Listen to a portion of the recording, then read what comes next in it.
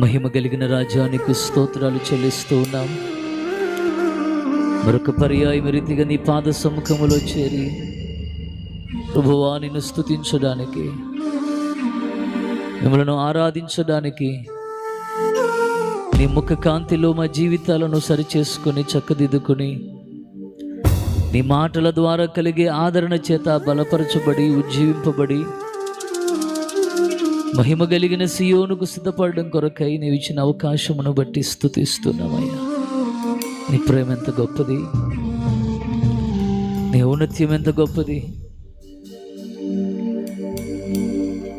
ఏ విధంగా చూసినా అర్హత లేని నన్ను స్వామి నీ కుమారునిగా బ్రతకడం కొరకై ఎంచుకున్నది నీ ప్రేమ, కోరుకున్నది నీ ప్రేమ. అందుకొరకై స్తోత్రాలయ్యా. ఎన్నో సందర్భాలలో ఆ స్థాయిని పోగొట్టుకున్నా,